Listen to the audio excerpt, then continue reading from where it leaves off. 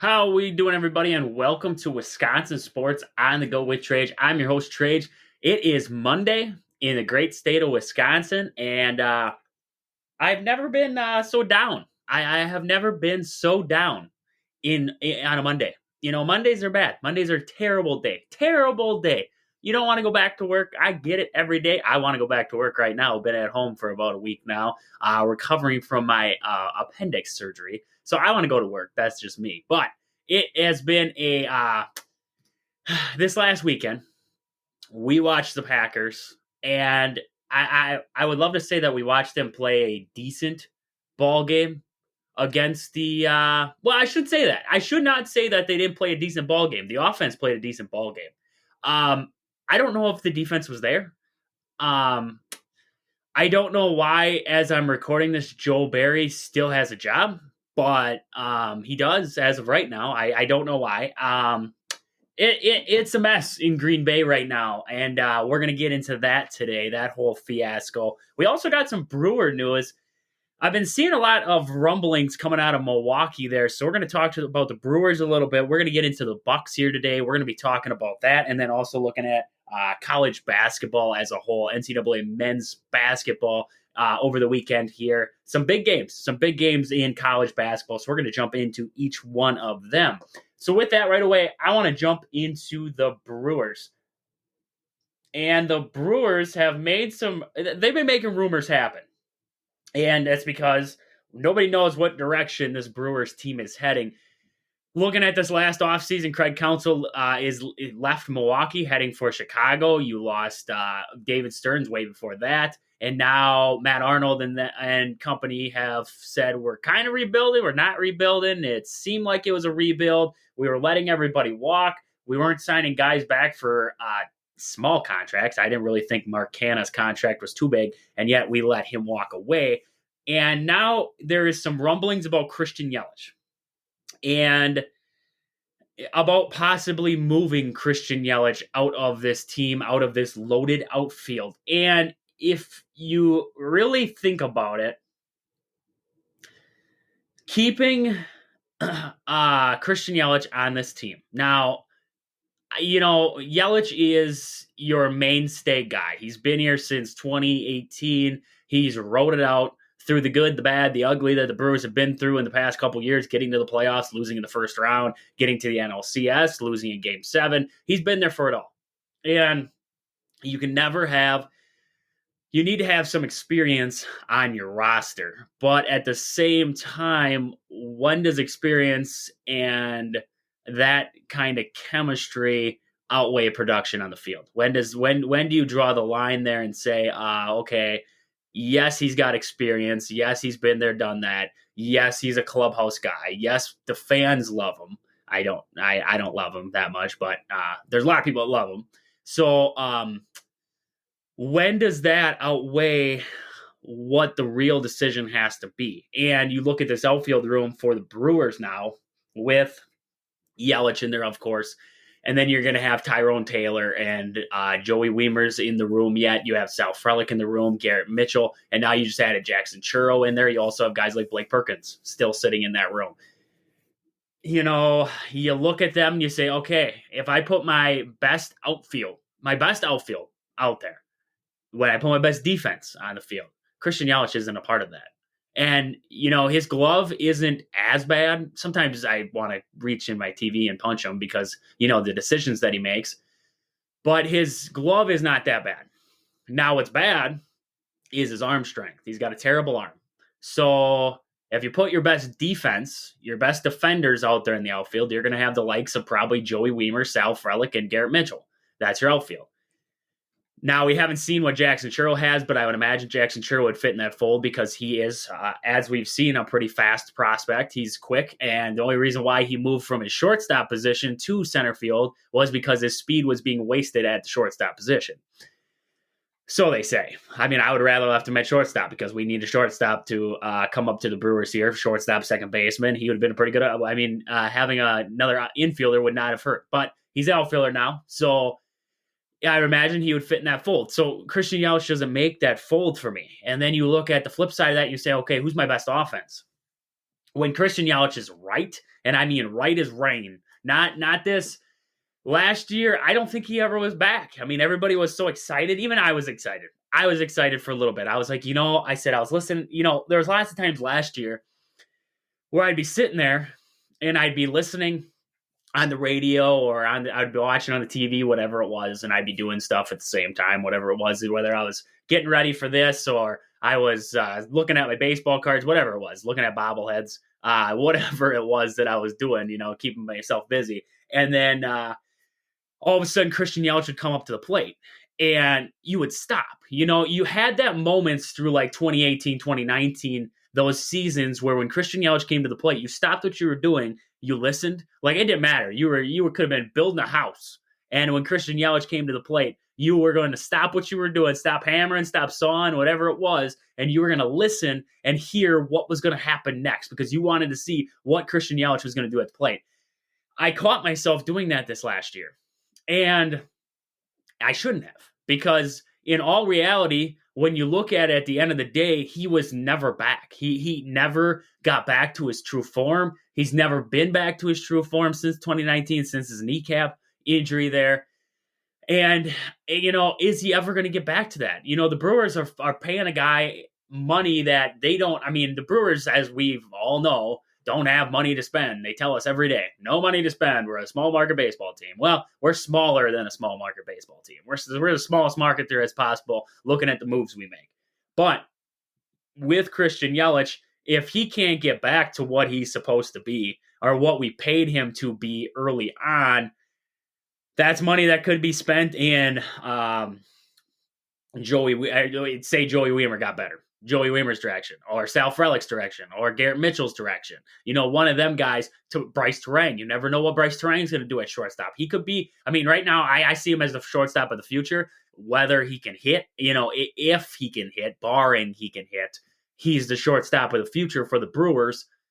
So what does, with that situation, you're going to have to be able to pay a guy like Bryce Terang. You're going to have to pay like Tyler Black when he potentially comes up to the big league club. You're going to have to be able to pay that guy. These guys coming up to the majors, you're going to have to be able to pay them, or you're going to have to watch them walk out the door. And if you are the Brewers, you can't watch all these rookies, these guys that you've groomed inside your system for years, and you can't just watch them walk. I mean, they did it with Jackson Churro. They just signed this big contract with Churro, and that's awesome. That is awesome to get Churro locked up for a while. But you got to be able to do it with the rest of these guys, too. Keep a group together. Look at the Braves. Look at what the Braves have done. Austin Riley, Ozzie Albies, Ronald Acuna. Ronald Acuna will be making bank right now, but the Braves signed him up early. Now look at him. Not making much, or not, he's still making a lot, but not making as much as he could. And he's producing for the Braves. And the Braves have flourished off of what he's given them. So that's one of the things that the Brewers need to focus on. And does Christian Yelich fit into that fold? I don't think so. I really don't think so. Unless if somebody can convince Matt Arnold that Christian Yelich could play first base. Because when he came out and talked in his meetings, he said that Christian Yelich is an outfielder. He will not be moved to first base. If he can't get moved, then he's not valuable to me anymore. If Christian Yelich can develop or play first base and be that guy for the Brewers, I think that would be key. I think that would help the Brewers tremendously at one position that they have been struggling at for years now. I mean, they had one kind of good year out of Rowdy Tellez there at first base. But other than that, Jesus Aguilar for a year, Eric Thames for a year-ish, you'd call it, against the Cincinnati Reds, basically. But, it's just, when you look at the Brewers, you have your outfield's loaded, so you got to either move guys or you got to be able to move positions. And I think Christian Yelich going to first base would help out a lot, but it's a matter of if Matt Arnold will do it. And if he won't, then Christian Yelich is my outlier. He's my outlier in the outfield right now. I know the other guys are not technically proven yet. Sal Frelick and Garrett Mitchell. Garrett Mitchell's proven himself, but at the same time, he hasn't had a full season. And then you look at guys like Joey Wiemer. He's proven it at times that he can hit the long ball, and play the outfield. But at other times, he struggles with contact. He struggles to put the ball in play. So Joey Wiemer's got a lot to prove. You got a lot of guys that got stuff to prove. But what we've seen, I feel comfortable. I feel comfortable with a Sal Frelick, Garrett Mitchell, Jackson Churro outfield. I do. I feel comfortable with that. I feel comfortable with Tyrone Taylor in that fold. I just don't feel comfortable if you go into this next season with 6, 7 outfielders and then you don't have spots for them and a guy wastes away. You look at the career of Corey Ray. I mean, Corey Ray never really developed into much for the Brewers organization, but he came up as one of the top things, the top prospects the Brewers were ever going to have. And then all of a sudden the outfield room filled up and there was no space for him. He didn't have a spot. And that's where I really hope the Brewers avoid here. The only way to avoid it is a guy like Christian Yelich moving. And if you can get a package, I've seen teams like, I believe the Blue Jays, the Phillies, and I've seen a lot of people talking, and the big ones are the Blue Jays, the Phillies, and the Cubs. I've seen the Cubs. Now, if the Cubs will give you, I don't care who takes them. I really don't. If they will give you a good package, you have to listen. You have to listen in on that. If they tell you, I'll give you a major league ready first baseman or a major league ready third baseman or bullpen starting pitching help, you can't turn that down. If they give you a package deal of some top prospects, are you going to turn that down for Christian Yelich? You can't, because his production on the field does not match up to what they're offering for him right now. I mean, you look at the reasons why they say the Blue Jays are looking at him is that's because they missed out on Shohei Ohtani, so they're going to be looking for a left-handed bat. I don't think Christian Yelich right now compares to the likes of Shohei Ohtani. I wish that he did, because then I wouldn't be talking about trading him right now. But I think the Brewers definitely need to look down that avenue. I think it's an option. I think it's a good option for this Brewers team to be looking to move Christian Yelich at some point here over the offseason. I don't think it's far-fetched. I don't think it's a bad thing to think, because, it would suck to see him go. He's been such a mainstay. It's like when Ryan Braun officially retired from the Brewers. We watched Ryan Braun for years in Milwaukee. And when the first season that he wasn't there, it was like kind of weird to look at. It's like, well, oh yeah, Braun's gone. Oh, now what? Now what do we do? We don't have that guy in our lineup anymore, that mainstay guy who's always been here. Now he's gone. Now we're relying on a bunch of other guys. It's going to be different to see him not in Milwaukee because we're so used to it over the past couple years, or a little bit here. But, I mean, it's business. It's a business at the end of the day. And if moving Christian Yelich can help this team build, I think that's what they have to do at the end of the day. So that's what I got with Christian Yelich right now. Also looking at guys like Willy Adames, over this last season, maybe even two. I would even venture to say two. 2 seasons ago, a lot of home runs. And if you love the home run ball, that was your guy. That was your guy. Willy Adames was that dude for you. But for me, you need to have at least 270, 280, maybe on a good day, on a good month. I would take 270, 280 around that mark. If I was a Brewer team, if I was a fan of the Brewers, that's where I would be sitting. And he hasn't given that to you. And that's where I'm kind of looking at, you can have the high home run. You can drive in runs left and right. It's a matter of when there's nobody on base, can you get on base for the next guy? You're batting in the 2-hole, the 3-hole. Can you get on base for that next guy up in the order there when you need to push across multiple runs there at any point in the game? And he hasn't been that guy. He's got, in pressure situations, can't deliver. So he's not a clutch bat for you. I mean, he's had clutch moments, but he's not a clutch overall bat. So that's my struggle and worry with Willy Adames and bringing him back, is that you're not gaining anything out of bringing him back to the Brewers. You could jumpstart the Bryce Terang train over at shortstop. You can move Monasterio to second base. Owen Miller can play second base if he doesn't have to play first, because we don't technically have a first baseman right now. Or, Tyler Black coming up, he could play second base for you. He's got a little lesser of an arm, but a good bat. Maybe Tyler Black comes up and takes over at second base. Keep Monasterio at third for now. There's a lot of options for the Brewers. I just don't see a lot of options. I don't see a lot of great scenarios where Willy Adames is there. I mean, unless if the Brewers go out and find some new hitting coaches that think they can fix them. If they think they can come back and fix Willy Adames, these hitting coaches, and the Brewers can get him into the organization, sure. Then I'm okay with it. If we have the same two yahoos who we've had over the past couple years here, and they haven't been able to fix anything. I don't want him back for the simple fact of nothing's going to change. He's going to be the same guy. He's going to be the same guy who's trying to launch home runs every at bat and struggling to do it. And then when he can't, he's a strikeout victim or a pop fly. We can't have constant pop flies.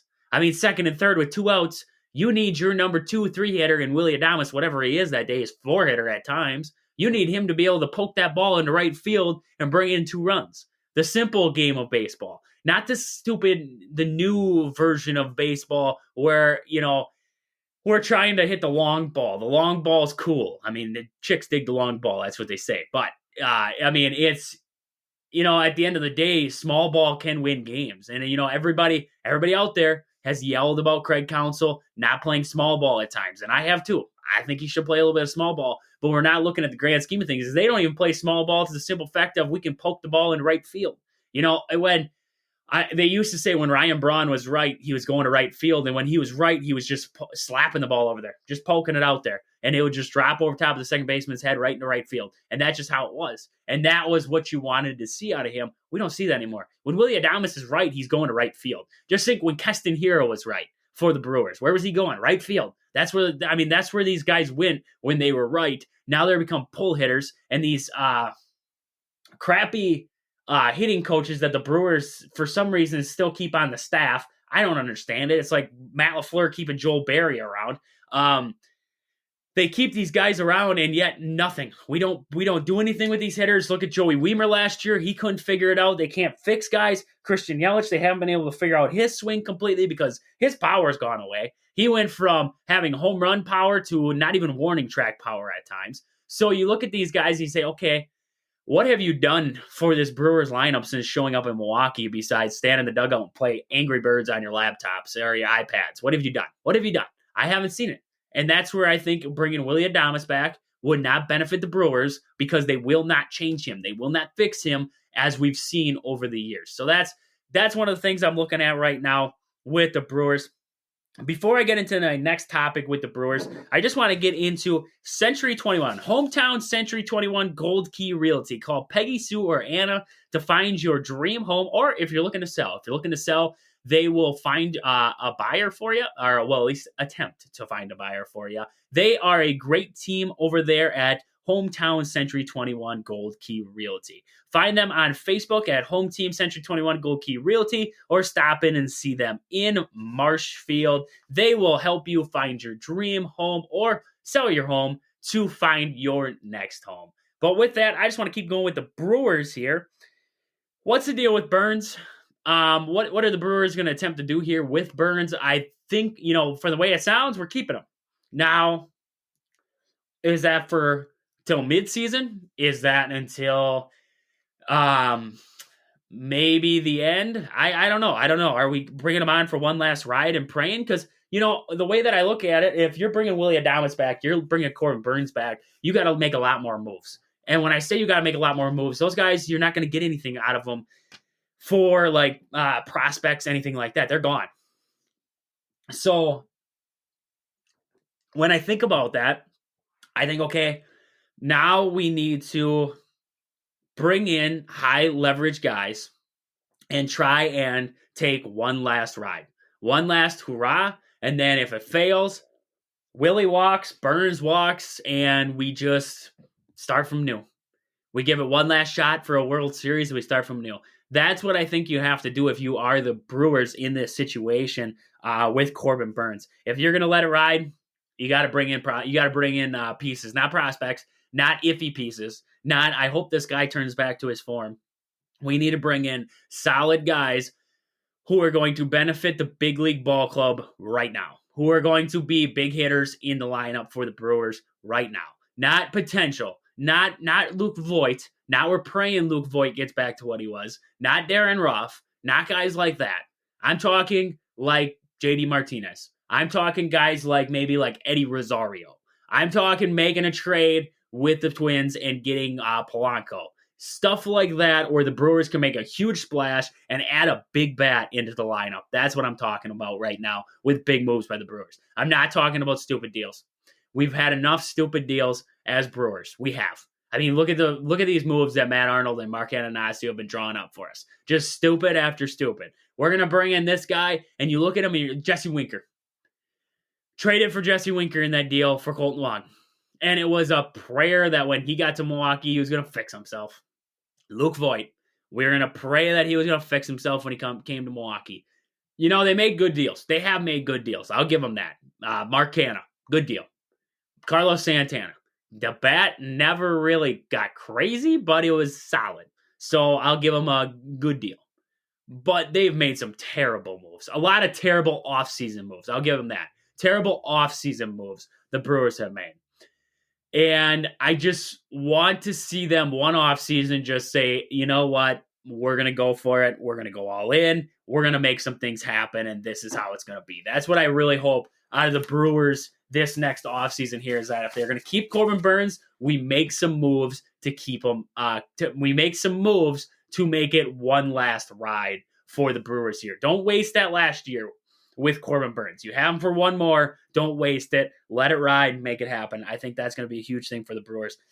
And then I did see one of the dumbest things I've seen, and that was an article, and they were talking about the Brewers' potential trades, and they said free agent and trade targets, who they should trade right now. So they put on there Garrett Mitchell as one of their potential trades. Joey Wiemer, I could see that one. Sal Frelick, I could see that one. Tyrone Taylor, that one makes sense. I did say I could see that of Sal Frelick. I could see Tyrone Taylor and Joey Wiemer. I could not see trading Sal Frelick or Garrett Mitchell. I couldn't. I could not see the Brewers trading those two guys away. I really can't. Those two guys are going to be mainstays in the Brewers outfield. And if you trade them away, they will become good somewhere else. Somebody else will take them on. Garrett Mitchell has got some power in his bat, and he's got some speed to go along with it. Frelick's got some speed, and he's got a dynamic glove, and he's also got contact. He's got the ability to put that ball in play and beat it out. He was one of the best contact hitters on the Brewers team this last year. So you want to trade those two guys away? That was one of the dumbest takes I've seen. I could see Joey Wiemer. Joey Wiemer, you don't know what you have with him. You don't know if he's ever going to fix. I could see Joey Wiemer, and I could see Tyrone Taylor. Tyrone Taylor's time in Milwaukee there's been moments of great, and there's been moments of terrible. And I just think, at the end of the day, Tyrone Taylor's kind of an outcast in that outfield room also. So I could see Tyrone Taylor walking, but Sal Frelick and Garrett Mitchell, those are two guys that, if you move those two guys, I think you're nuts. I think I would be baffled, and I would be very concerned about the state of the Brewers and what their moves are in the future if they move those two guys. So that's where I'm at with that situation right now. But I just want to talk about Game Day Supply. Game Day Supply in Alaska. We got Christmas just around the corner, just coming up here. We got Christmas, and they have everything you could possibly need at Game Day Supply for your sport athlete or your sport enthusiast. They have skate sharpening down there, hockey sticks. They have hockey brand through the roof down there. They also have baseball and softball custom gloves. Some sweet gloves. If you haven't seen them, check them out on their Facebook page. They have some sweet gloves on there. They also do custom uniforms. Custom uniforms at Game Day Supply. I shared one recently on the Facebook page, Wisconsin Sports On the Go with Trade. So if you haven't seen them, check them out on there. But they have some sweet custom jerseys that they make. If you haven't seen them, check them out there. If you have a youth program or anything like that, they'll make them up for you. They'll ship them to you. Right now, they are doing deals on their website for the holiday season. So check them out online at GameDaySupply.net or on Facebook at Game Day Supply. Or stop in at the store, Game Day Supply in Alaska. Check them out there. They are an awesome group of people to work with, and you will not find anything better anywhere else. So with that, I want to jump over into the Bucks. The Bucks got the 2 wins this last weekend here. They beat the Pistons on Saturday. Just trying to pull it up quick. Beat the Pistons on Saturday, and now everything decides to, don't you ever just hate the internet sometimes? All of a sudden, everything's loading great. It's all working fantastic. You go to search up something that you already had preloaded into your system, and black screen. and then it takes 15 minutes to download or to load in for you, and then you're sitting here trying to explain why it's taken 15 minutes for you to talk about what happened with the Pistons on Saturday. So the Bucks got the big win over the Pistons, 146-114 on Saturday there. Kept that Pistons losing streak alive, so that was good. I don't want to be the first team to lose to them in 22 games now, I believe. It's been a bad stretch for that Pistons team. 146-114 was the final score. The Bucks, 43 points in the first quarter. They were up 23 at the end of the first. And then the Pistons kind of closed the gap there as the game went on. But the Bucks, I mean, you look at it and they were playing a little bit easier in that one. Cade Cunningham went for 25 for the Pistons in that one. 10 for 17 from the floor. 5 for 6 from the line in that ball game. Marvin Bagley was 6 for 11 from the floor. He had 12 points for the Pistons. And Bogdan Bogdanovic, he went for 24 in this ball game, 8 for 15 from the floor, and 2 for 6 from downtown. Off the bench, James Wiseman for the Pistons had 17 points and 7 for 9 from the floor. And Jaden Ivey, 13 points, and he was 5 for 17 from the floor in this ball game here. Looks like Sasser went for 11. They got to, when I look at this Pistons team, they have some decent pieces in there. You look at like Marcus Sasser. Remember him in his Houston days? Remember him. It was only a year ago. I mean, he's just coming out of the draft. But, I mean, solid player. Sasser's solid. Jaden Ivey coming off the bench right now for him, guard. He's solid. James Wiseman, if he ever develops in anything, will be solid. And then they have guys like Kevin Knox on this team here. Kevin Knox, I mean, he was solid for Kentucky back in the day there. And then I was just looking at, I thought they have Joe Harris is on that ball club. I mean, they got pieces. They got pieces on this ball club, if you ask me. They just got to develop slowly together. I think they're a developing team. They are definitely a developing team that needs to work through a lot of kinks yet. But I think they have the pieces there to do something. I mean, who is this? Killian Hayes. Killian Hayes is a decent point guard. And you have Cade Cunningham. I mean, this Pistons team, they've been drafting decent. I mean, they got a decent ball club put together right now. So I expect some better things out of the Pistons at some point. They are, they're getting beat up very bad, and you don't see the light at the end of the tunnel, but I do expect the Pistons to have some big things at some point down the road. But the Bucks in this one, 22 points from Giannis. Camp started for the Bucks. He had 11 in that ball game. Damian Lillard went for 33. Andre Jackson Jr. also started for the Bucks in that one, had 10 points. Bobby Portis, 31 points off the bench, 12 rebounds, led the team in rebounding off the bench in this one. Looking down the line here, Cameron Payne also had 11 for the Bucks, and Connaughton returned for the Bucks in this one, had 6 points in 12 minutes of action. Also, Chris Livingston was back, so the Bucks kind of getting healthy too, showing off that bench a little bit. They went deep on the bench, and this one had the ability and a lot of scoring all the way around. We saw guys like Wigginton and Green get in there. I mean, everybody got a chance to play for the Bucks against the Pistons there. So a good effort from the Bucks there on Saturday. That leads us up into that Sunday matchup there with the Rockets. And on Sunday, the Bucks got the 128-119 win over the Rockets. We did see Dillon Brooks get ejected from this ball game. That was awesome to see. I missed Dillon Brooks getting ejected from games. In this one, the Rockets, they have a decent put together. I mean, the Rockets are well put together. They have a decent ball club right now, 13-10 overall, but they have been playing some good ball. Smith Jr. went for 16 for them. Dillon Brooks had 18. Sengun had 20. Van Vliet went for 22. Green had 16 for him.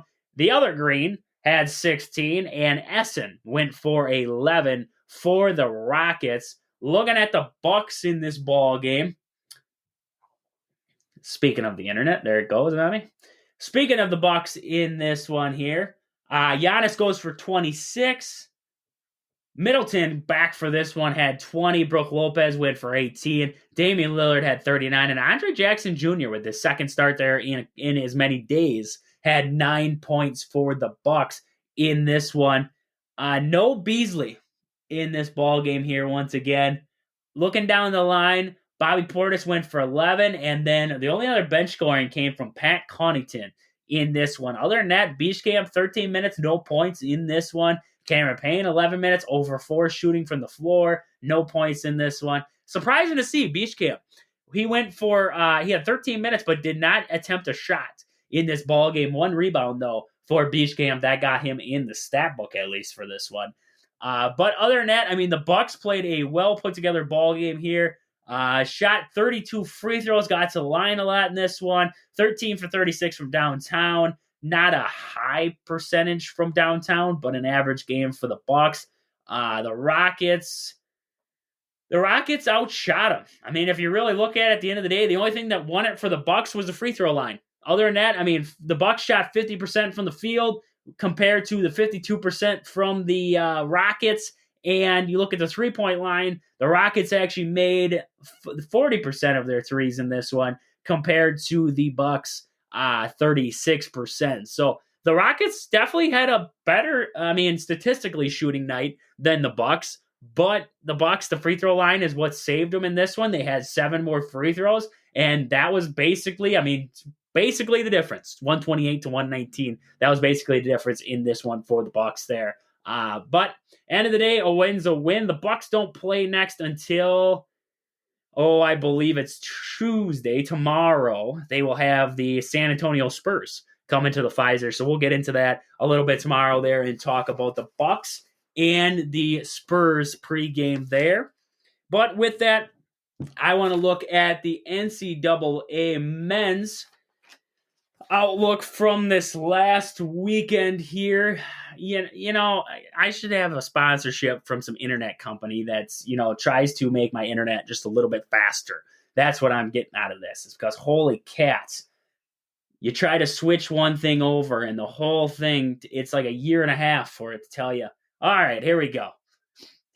So when we last talked, we were talking about a lot of games coming up over the weekend. UConn got the win over Gonzaga on Friday night. Number 5, UConn took care of Gonzaga. I watched that game. UConn they are the better team than Gonzaga. They completely dismantled Gonzaga. I thought it was kind of surprising what they did to the Zags there. The Zags kind of kept it close for a little bit, but UConn is just all over the place. Spencer for this UConn. I mean, he's a great ball player. Not a fan of him. I think he's too hot-headed. I think he should get a lot more technicals than what he does. He likes to talk a lot, but at the same time, you like the fire it depends how you like to look at it. I mean, sometimes I think he gets out of hand. You like the fire. I like the trash talk. I'm okay with the trash talk. I'm okay with the fire. It's just when you talk a little bit too much. And I think he talks a little bit too much at times, and I think it should get him into trouble, and it doesn't. But UConn gets the win over Gonzaga there on Friday. Looking at the Saturday slate, a lot of big top 25 matchups on Saturday. A lot of close ones.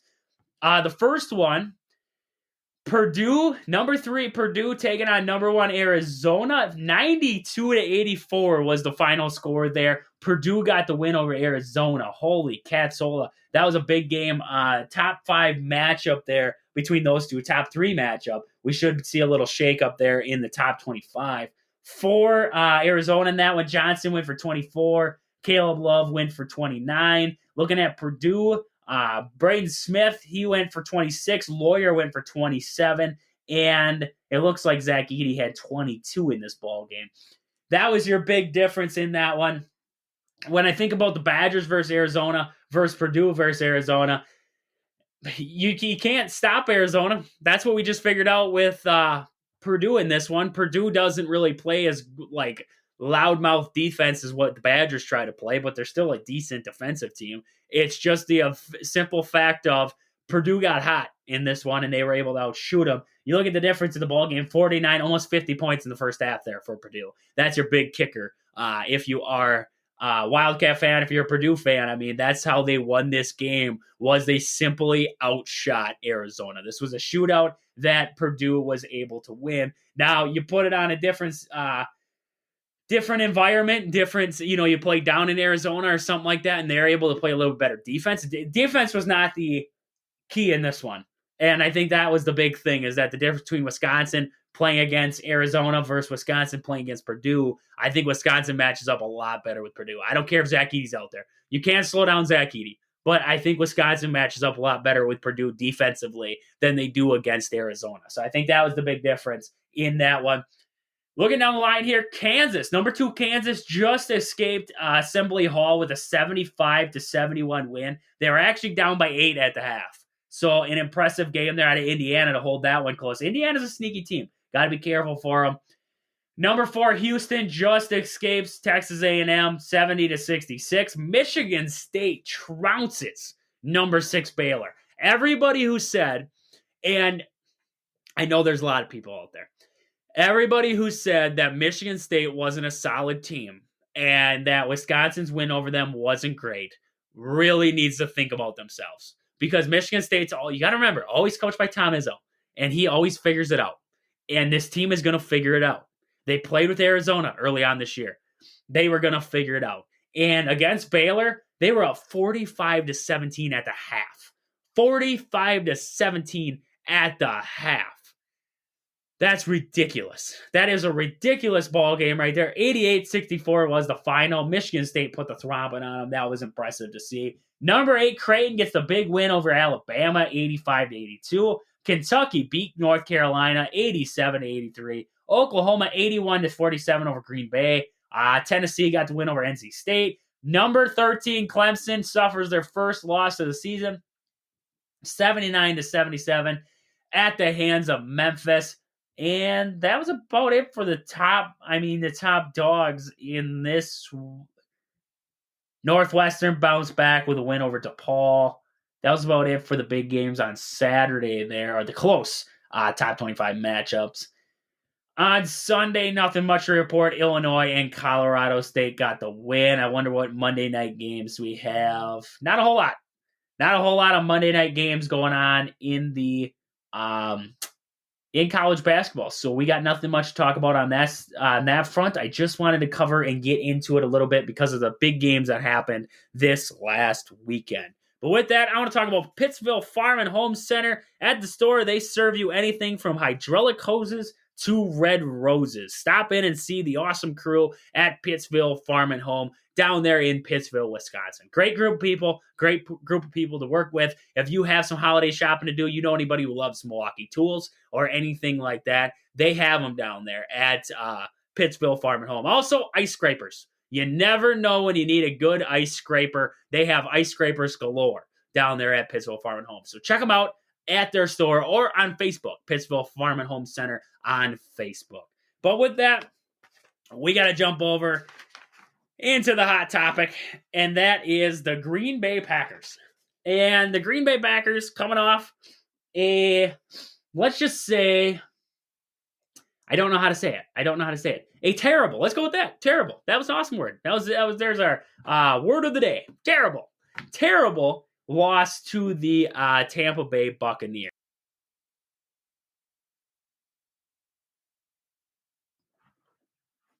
And 34-20 final score. Packers led it at the end of the first quarter, down by 3 going into the half. And then it started. The classic Packers defense started. Let's go over the box first before we get our takeaways from this game. There's a lot to talk about. There's a lot to unpack today, and a lot to unpack that I don't even think we're going to get to all today. I think this is one of those things where it might be an all-week kind of thing to try to fully unpack what we're thinking right now with Green Bay. So, Baker Mayfield, who is a solid quarterback. I'll give him the word solid. I have never put him with the word great. I've never put him with the word fantastic. I have put him with the word solid. 22 for 28, 381 yards, and 4 touchdowns. Sacked 5 times for 28 yards. Packers defense got into the backfield finally. Good to see. Jordan Love in this ball game, 29 for 39, 284, 2 touchdowns, and he was sacked twice. Let's look at the run game. Rachaad White, 21 carries, 489 yards. A big 22-yard run came out of that. Chase Edmonds, 3 carries for 13 yards.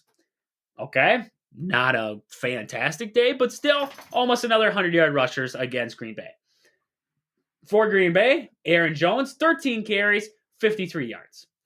Patrick Taylor, 1 carry for 6. Jordan Love had 2 carries for 1. And Kenyon Drake was in there for a carry for no yards. Packers, 60 yards on the ground. 60 yards on the ground. 60. Okay. I don't care if A.J. Dillon's not there. 60 yards on the ground is all you can muster against the Tampa Bay defense, they got some decent guys up front, but 60 yards is all you can muster. You give me 17 carries, 2 by your quarterback in this ball game. 17 carries, and you're like, oh, we should be winning this ball game by 1 million. Okay, let's look at the receiving yards for Tampa Bay. Chris Godwin. You would have thought after he got to 100 yards, we would have figured out maybe we should play some press man coverage. And no, not with Devondre Campbell. Not press man coverage with Devondre Campbell. I'm talking press man coverage with the cornerback. I didn't know that we wanted linebackers to cover their wide receivers because, Devondre Campbell, I would love to see what their 40 speeds are, but I can guarantee you Chris Godwin's, I don't even have to look. I can bet you that Chris Godwin's 40 is faster than Devondre Campbell's. I guarantee you his side-to-side movement is faster than Devondre Campbell. Devondre Campbell's on Godwin. Oh, 10 receptions for 155 yards. I couldn't imagine. Let's look down the line here at receivers for Tampa Bay. David Moore, 2 receptions for 68 yards and a touchdown. Mike Evans, 4 receptions for 57 yards. Rachaad White had 50 yards through the air. The running back. They gave up 50 yards through the air to the running back for Tampa Bay. It's Cade Otton for Tampa Bay. 2 catches, 44 yards. Okay? So we almost surpassed having 5 guys over 50 yards. That's fantastic. That's fantastic defense. Matt LaFleur, just so you know, that's fantastic defense. Go look at the film. That's what we got after the game. I got to go look at the film. I really got to go look at the film, and I got to see what we can do better moving forward.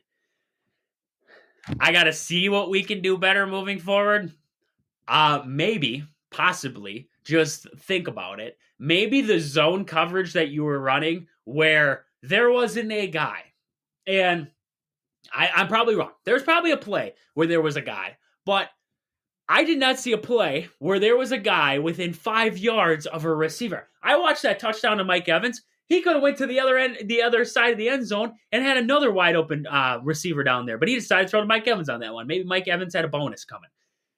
So, Matt LaFleur, I can tell you, I don't have to watch the film.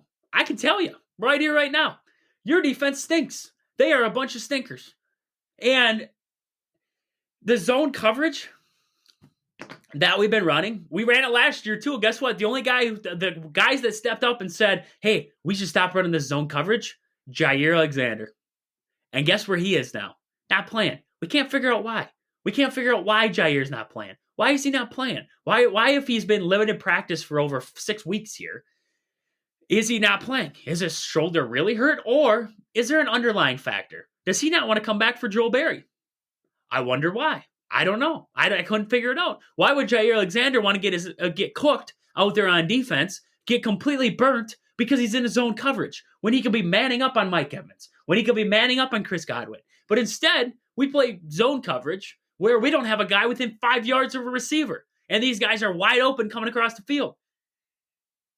Just terrible. Playing 5 to 7 yards off the ball to start. I mean, you're giving them 5 to 7 yards. Look at that Lions game last year when they lost that. We're playing relaxed coverage on a third. It was 3rd and short, and they play relaxed coverage. All he had to do was turn, catch, and he had a first down. Joel Berry stinks. He stinks. He is a stinker. I tried to defend him. I tried to say that their scoring defense made up for it, and that was A-okay. And I really did. I tried to understand the way that he was scheming up things, and it was going okay against good teams. So we didn't say much. You have played 2 sub-500 teams in 2 week span now. the Buccaneers and the Giants. Both of them beat the crap out of you. Major defense look like they were inept to be on a football field. They have some of the better defenders in the NFL. And, I mean, yeah, okay, not great. They're not over the top. But you have the likes of Devontae Wyatt, Quay Walker, Campbell, Kenny Clark. You have Rashawn Gary coming up. I mean, look at Rashawn Gary after that game. He's sitting on the bench like he just lost the Super Bowl. Looking that, I mean, just that upset with the whole situation. You had guys like Rasul Douglas on this defense. You had Darnell Savage, who, it depends on the day with Darnell, but he's played okay at times. You have Jair when he's right. You have Preston Smith on this defense. McDuffie has been playing better. McDuffie has been playing great for the Packers. And you have good defenders on this defense. So why? Why are we seeing them play like complete garbage against sub-500 teams? Why can Tommy DeVito run all over and pass all over this Packers defense? Why can Baker Mayfield, who is a solid quarterback, not a great quarterback, solid, how can Baker Mayfield go all up in the Packers' business in this game in Lambeau? Mind you, in Lambeau on a Sunday. The Packers are a mess, and it starts with Joe Barry. And the simple thing for Green Bay is that if Matt LaFleur will not buck up, shut up, and fire Joe Barry, and he keeps defending him, he needs to go too. That's a simple utmost statement. If Matt LaFleur can somehow, some way defend Joel Barry's defense for another week, he needs to go. He needs to get far away from Green Bay. Because first off, he sucks as an offensive coordinator. I'll be honest with you. I have never liked Matt LaFleur. He's riding the coattails of Sean McVay. That's what he's doing. That is as simple as it is. Matt LaFleur is riding his coattail, and he's trying to make it better. He's trying to do what he can. Joe Barry stinks, and he needs to walk away. He needs to walk away and get as far away from Green Bay as possible, and that is just plain and simple. I don't care it's midseason. I don't care if the Packers are still in a race right now. You could bring in anybody. You could call Al Harris right now and say, hey, Al, you want to be the defensive coordinator for the Green Bay Packers? Sure. Okay, you start tomorrow. I don't care who's the defensive coordinator for Green Bay. At this point, they would be better than Joel Barry. Put him in a man coverage. They have the athletes to run a man coverage, especially against some inept teams. The Giants don't have fantastic receivers, yet we run a zone coverage against the Giants. The Buccaneers, a little bit better receivers, but still, a zone coverage where your guys aren't even in with... You don't understand the concept of a zone defense if you don't have guys within 5 yards of receivers. That's just terrible. Just terrible, inept defense and by an inept coach, by an inept head coach who can't see the grand scheme of things. When he came out in that press conference yesterday, the one thing I wanted to hear was, we sucked on defense. That's what I wanted to hear. I wanted to hear him finally buck up as a head coach and blame it on somebody. Not to take it and say, I'm going to go look at the freaking film. I've had enough of telling me I'm going to look at the film.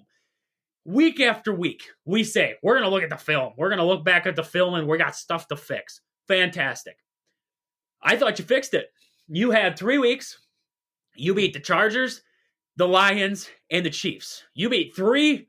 The Chargers are okay, but you beat the Lions and the Chiefs back-to-back weeks. 2 division leaders back-to-back weeks. And you won them convincingly to it. I mean, when you look at really at the grand scheme of things, they led for most of them. They played well in most of them. They won them convincingly. These last 2 games have gotten trounced by terrible teams. And that needs to be addressed. If Mark Murphy won't do it, if Matt LaFleur won't do it, both of them need to walk out the door because I've had enough of watching both of them make decisions inside Green Bay. This is terrible football all the way around. The offense didn't play that bad. 20 points in this ball game. Yeah, they didn't play great. You know, they still have red zone trouble. They get down to the red zone. They don't punch it in the end zone. They have trouble with it, but the defense is terrible. And you have a rookie offense and you're putting so much pressure on them that every time they get to the red zone, they have to punch it in the end zone. Every drive, they have to punch it in the end zone to make it worth it. And that's just, it ain't it. It ain't it. Green Bay right now is a mess, and Joel Barry needs to walk. He needs to get out the door, and if Matt LaFleur won't do it, he needs to walk too. And if this whole front office for Green Bay won't fire him, then every single one of them needs to go. because this is terrible. This is terrible football. This is inept defense. It has been this way for years now. We're just too stupid to see it. I mean, we see it as fans. They don't see it. They won't admit it. They won't say it. I don't know if they're buddies, if they play poker, if they take walks together like Craig Counsell and Matt Arnold did, but I don't care. I don't care if you're buddies with the guy. It's a business decision. At the end of the day, he sucks and he needs to walk out the door. That's plain and simple. That's as simple as it is. Green Bay needs help, and the help they need is a new defensive coordinator in Green Bay. That will fix the problems 110%. But with that, looking at the receiving for the Packers, like I said, the Packers offense didn't play bad. Dontavian Wicks, another big game, 6 receptions, 97 yards. Tucker Kraft, 4 catches for 57 yards. I mean, a third-round pick right there in Tucker Kraft, starting to show out for Green Bay. Looking at the line there, Jaden Reed had 52 yards on 6 catches. Romeo Doubs, 3 for 30. Malik Heath had 3 for 29. And Aaron Jones, 4 catches for 16 yards out of the backfield. Bo Melton got into the game, 1 catch for 7 yards on 2 targets. And Ben Simmons did have a target, but did not catch it in this one. Packers had a little bit of a fumble issue there with Jordan Love. He did fumble one and lost it. Dontavian Wicks didn't lose his fumble, and Egenbar did recover a fumble for Green Bay. So on that front, not so bad. The defense didn't look bad. Jonathan Owens played well for Green Bay. 7 tackles, 12 total tackles in this one, 7 solo. Rudy Ford had 4 solo tackles, 8 total. Quay Walker, 3, had 6. Devondre Campbell, 5 solo tackles on 5 attempts. So a pretty good game from the Packers. I mean, all in all, the Packers defense made tackles when they were in the vicinity of a receiver or anything like that to make a tackle. But other than that, they are put in terrible spots. Joel Berry needs to walk. This defense needs new leadership, and that's plain and simple. That's about all we're going to talk about with the Packers. That's about all we're going to say. That is all I got to say about Green Bay today, is that if I am really hoping come 10 o'clock this morning that across my wavelengths that I see this, I see them say Joe Barry has been fired from the Green Bay Packers. That's what I want to see. I don't want to see anything else. I just want to see Joe Barry has been fired as defensive coordinator for Green Bay. That is the best thing that could come across the board this morning from Green Bay. I don't want to hear anything more out of Matt LaFleur. I don't want to hear Matt LaFleur say that they looked at the film and they're going to fix things. I don't want to hear a single word about that. I want to hear Joel Berry is leaving Green Bay, because for as many good games as his defense has played for him, the terrible games have outweighed him, and we've seen 2 in a row now. So he needs to walk.